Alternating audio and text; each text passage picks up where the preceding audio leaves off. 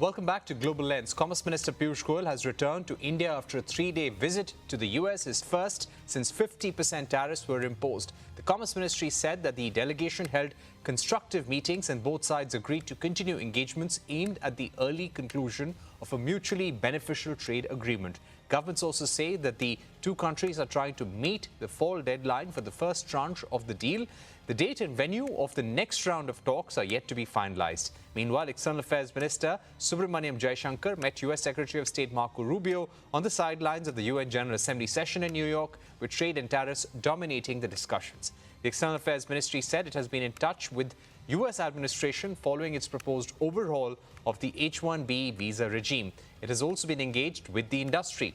On President Trump's latest remarks targeting Big Pharma, the ministry said the relevant department is examining the implications. The US government is set to impose 100% tariffs on branded or patented drugs imports starting October 1st. Let's listen in to what the Ministry of External Affairs had to say on the major changes to the H-1B program. We've also seen a notice by the Department of Homeland Security regarding the proposed rulemaking, some of the new changes that want. Understand that the stakeholders from the industries and others, they have been given a month to comment on it. As far as we are concerned, we have stated this earlier as well, skill talent mobility and exchanges between India and the United States, they have contributed significantly to innovation, wealth creation, economic growth, competitiveness, productivity in the two economies. And we want to remain engaged with all concerned, including the industry, and we also hope that these factors that I just talked about will receive due consideration. Joining us now is Atul Keshap, President, US-India Business Council. Ambassador Keshap, what is your sense about the status of trade talks after Commerce Minister Goyal's visit to the United States? Well, Parikshit, first of all, it's good news that the United States and India are talking once again. I much prefer, and I've been recommending for months, that we have these private conversations and not what's been happening in social media. So commendations and congratulations to both governments. However, the talks, I think, are now at a crucial juncture because all of the chickens have come home to roost. It is now time for some real talk between the U.S. and India about the compulsions from the American side, the compulsions from the Indian side. And this is where I think, while the talks have now gone back to happening and are in private, it's going to get tougher because the real issues have now been clearly defined and need to be addressed. Right. You're saying that it's going to get tougher from here on. Would you say that we're not close to a deal as yet?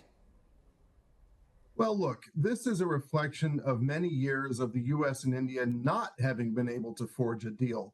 You know, the U.S. has free trade agreements with many, many partners and allies around the world, but it has never really had any kind of trade deal with India.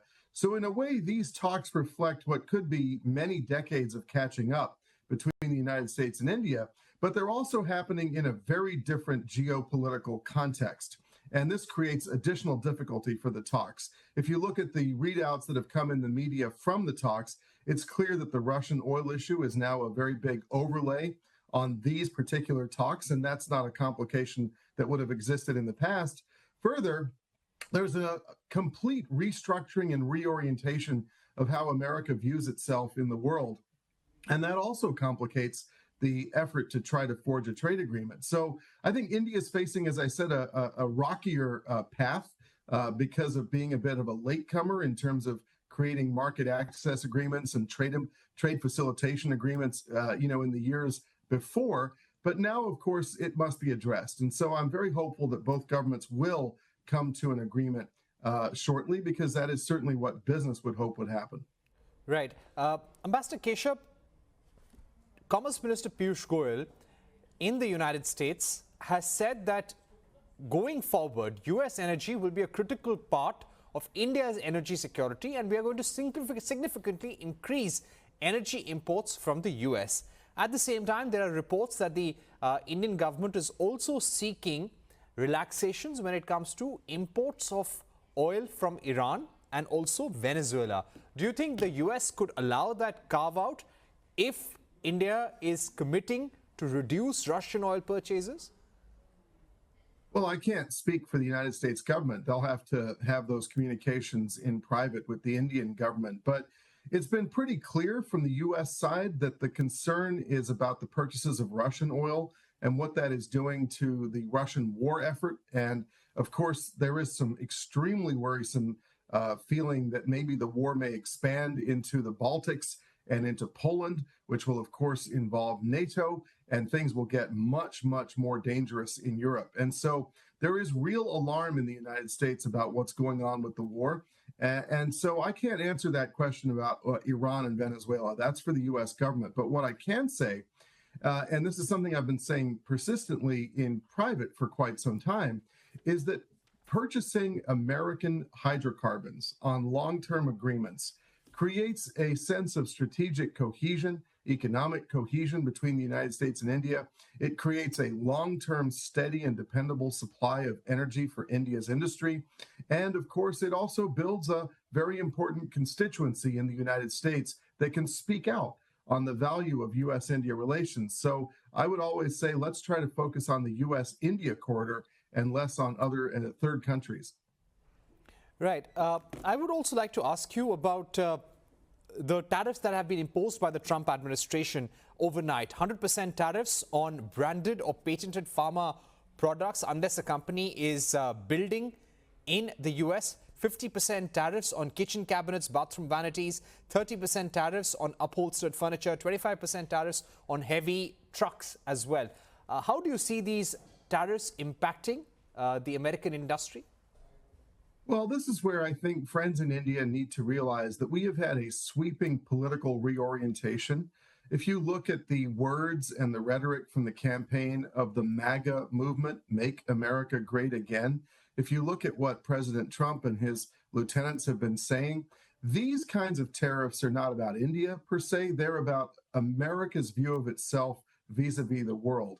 So, to quote the old relationship joke, it's not about you, it's about me. And so America is looking at where it feels like it has fundamentally, maybe had a disadvantage over the decades from opening itself up too much and opening up its market too much, and how others have taken advantage of that opening without giving reciprocal market access in a meaningful way. And the industries you mentioned are mostly outside of India. So again, this is not about India. This is about the U.S. feeling like all of its gestures toward free trade over the decades did not result in the desired result, the desired outcome, and therefore a recalibration needs to happen. And I think that's the motivation of all of these announcements that you just mentioned. Right. Now, as someone who is a part of the U.S. Chambers of Commerce, Ambassador Keshap, what would be your sense on more tariffs that could come our way?